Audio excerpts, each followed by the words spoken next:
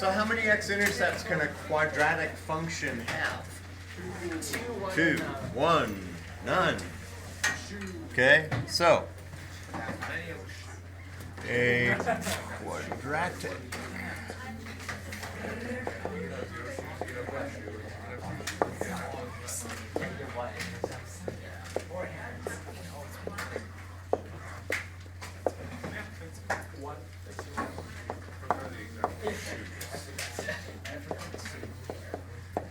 So what would it look like if it had two x-intercepts? Process it, x-intercept, and it comes back up. So like this. Or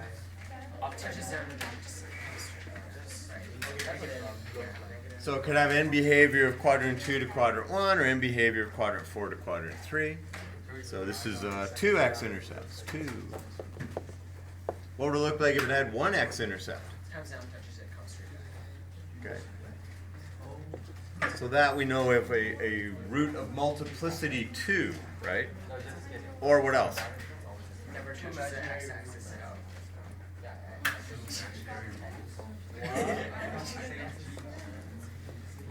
And what would it look like if it had no x-intercepts? Never touches the x-axis at all.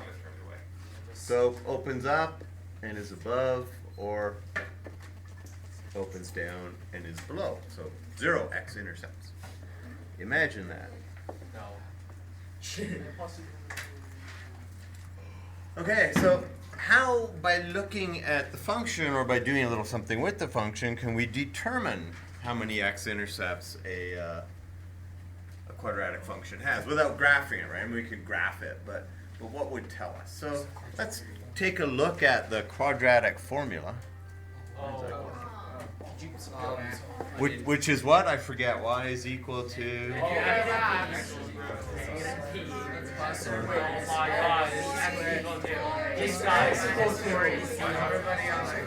I don't know, but it's pretty sad, isn't it?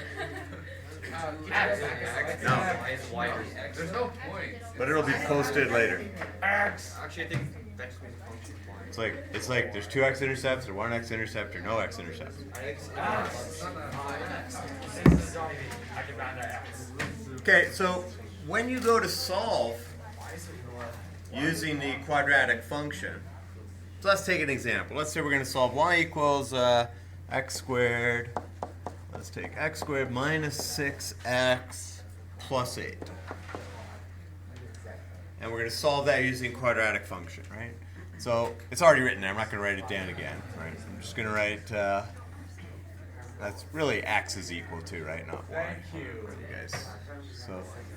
So x is equal to 6 plus or minus the square root of negative 6 squared minus 4 times 1 times 8 all over 2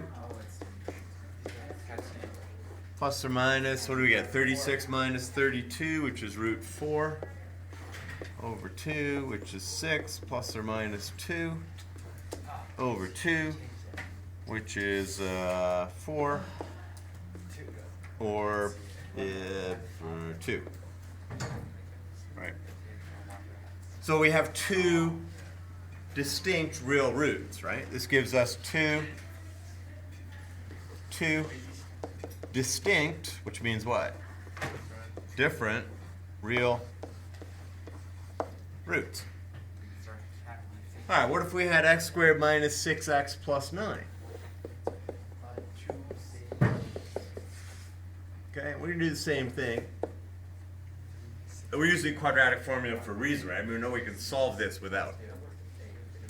So we get 6 plus or minus the square root of negative 6 quantity squared minus 4 times 1 times 9 over 2. Yeah, you know, I don't know why I get...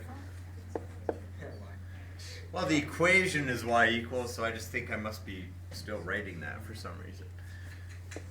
All right, let me just keep writing x's and then maybe I'll figure it out. So what happens if y is indifferent? So x equals 4, x equals 2.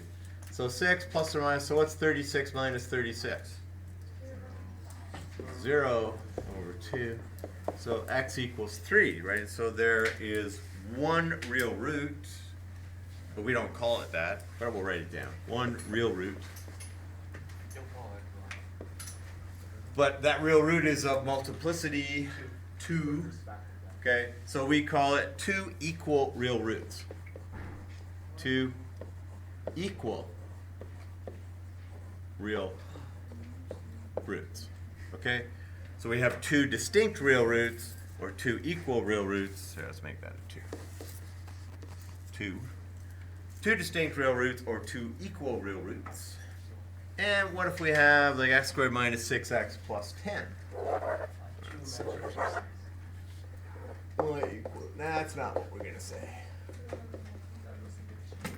Okay, x is equal to 6 plus or minus the square root of negative 6 quantity squared minus 4 times 1 times 10 over 2, which is 6 plus or minus the square root of what? Negative 4 over 2. And this is not possible, so we are going to say, how many real roots do we have? No real roots. Okay, so say there's no real roots, or we can say there are 2 imaginary roots. Yes.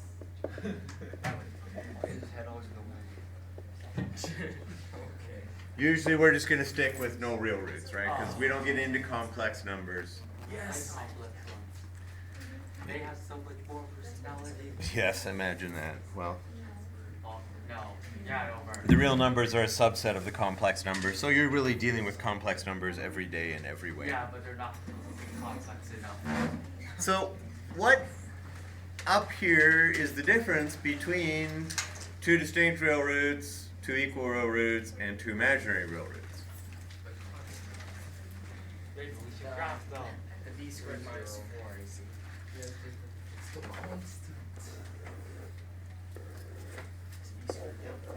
So it's the square root of b squared minus 4ac, right? If it's the square root of a positive value, then we're going to get 2 roots, right? Because we're going to add something and subtract the same thing from the negative b and divide by this. So we'll get 2 values. If it's 0, there's only 1 value. And if it's negative, then there are no values, right? We can't work it out. There are no real roots. So we call that, what do we call it? The discriminant. Why? Because you said so. It discriminates. Actually? Yeah. Wow, wow. The discriminant discriminates.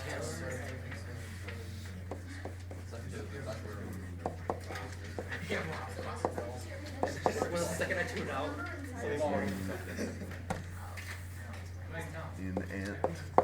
The discriminant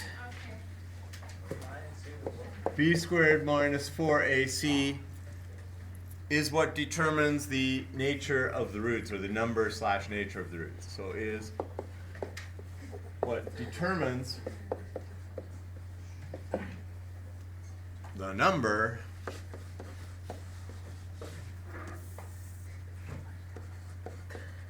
/ nature, how many? Well, there's 2 real equal roots, there are 2 distinct real roots, there are 2 imaginary roots, or we'll call it, generally we're going to call it no real roots.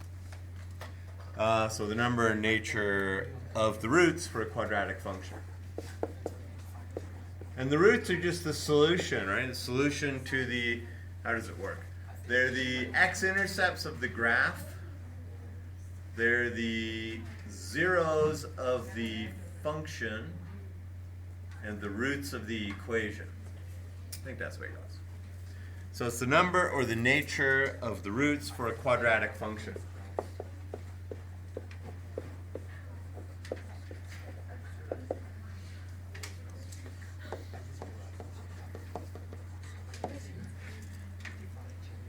All right, so what are we going to say? If b squared minus 4ac, if that is greater than 0, then what do we know? 2 distinct real roots. 2 distinct real roots. b squared minus 4ac is equal to 0. What do we know? Or 2 equal. Yeah, it's called two equal real roots. Yeah, one root with multiplicity 2. Two equal real roots. And if b squared minus 4ac should be less than 0, we're going to say no real roots. So we're going to stick to real. So two distinct real roots, two equal real roots, or no real roots. Okay? So, that means that we can tell by looking at the equation when we have a quadratic, we could, if we look at the discriminant, we could say, hey, this won't solve, right? So there's just no point in solving it because this has no real roots, right? And I could do that without having a graphing calculator where I graph it and say, oh, look, it opens up and it's above the axis, or it opens down. You know, I may not know anything about it from the equation, but I can determine what the solution is going to look like, right? I'm going to have two equal real roots. I'm going to have two distinct real roots. I'm going to have no real roots. So that's kind of the trivial end of things, right? But let's just do an example of that. So if I have 9x squared is equal to 8 times 3x minus 4, and we want to determine the nature of the roots. So determine, let's throw that up here. Determine the nature of the roots.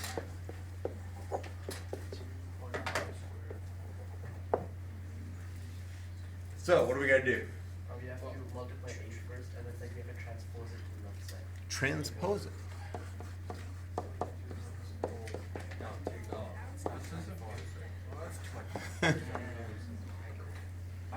So what's it going to be? 9x squared Minus 24x plus 8 equals 0, right? So we have a quadratic function, right? Functions can be solved. Equations we find the roots of, right? Equations have roots.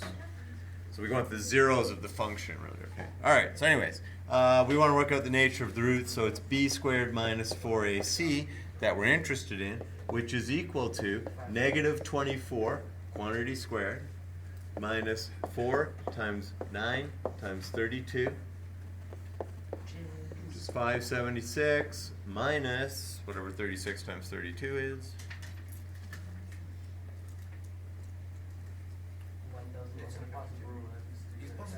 1152. So negative 576. So what's the nature of the roots? No real roots.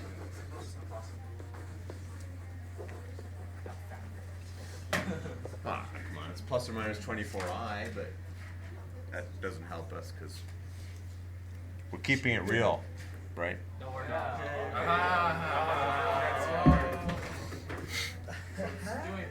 Keep it real.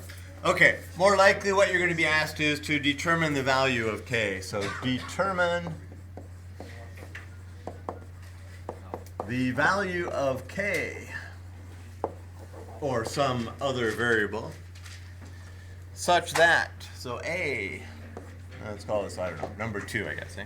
Determine that k such that 2x squared minus 6x plus k, 2x squared minus 6x plus k equals 0 has two distinct real roots.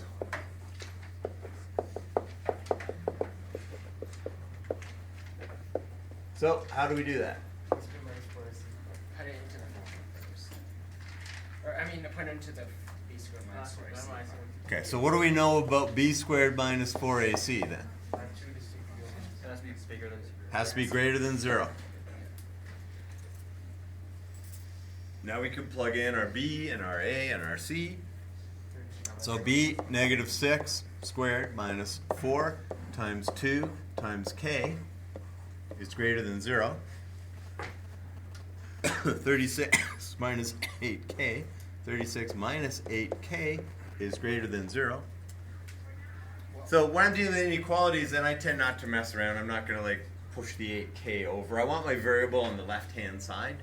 So I'll leave this as negative 8k is greater than negative 36. So k is less than 36 over 8, which reduces to 9 over 2. And remembering that when we multiply or divide both sides of an inequality by a negative, we're going to flip the inequality sign, right? Okay? Questions? Concerns? No? Alright, move on. B. What do we got? K plus 3 x squared minus kx plus 1 is equal to 0, and that has one x-intercept.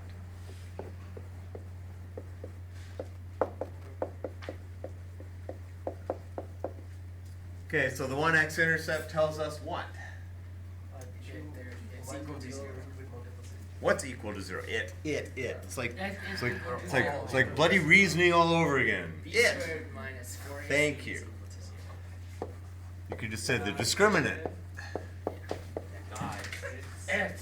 Can't say it unless you've referred to something previously, so that it then refers back to whatever you referred to Yeah, previously. referring to something in my brain. Okay, so the discriminant is equal to 0. What's B? Nope. Yeah, minus What's B? Didn't ask what B squared was. Didn't ask what's B? Negative K. And we're going to square that. Minus 4. What's A? Times K plus 3. What's C? And that has to be equal to 0. What's negative K quantity squared? K squared. Okay, now what? Minus 4k minus 12 equals Minus 4k minus 12 equals 0. Factor? Yeah. What is it? K minus 2? Seriously? Do you think about things before you say that? They have to be opposite signs. So what's K? K is K. Or? K is equal to what K is. So K is 6 or negative 2, right? If it's 6, then we end up with the negative 6 here. Squared is 36 minus 4 times 9 times 1, which is 36, which gives us 0, which is what we want. And if it's negative 2, then we get 4 and 1, and we get b squared 4 minus 4 times 1 times 1, which is also 0. Right? So, checks out. Okay, so this function has one x-intercepts. There are two possible functions that you can give, right? If you're writing the functions, it would be 9x squared minus 6x plus 1. And the other function would be x squared plus 2x plus 1. Right? That's what the values of k would give you, is these. Both of these have one x-intercept. Or two equal real roots. Or one root of multiplicity 2. Or that little shape that looks like this, because that's what a root of multiplicity even looks like. Right? Now, you know, remember on a test, which I believe is what? Monday, right? On a test, or quiz, sorry, it's a quiz, but they're really tests, right? You know that. No. On a quiz, we just call them quiz to lower the fear factor. So I'm afraid of tests. How about quizzes? Well, they're not so bad. All right. No. I think for you. So, Everything's a trap. Question. It's a trap. It's a trap. Don't think that anyone has to get this. all right. Any questions? Yeah, lots in the book. Do them.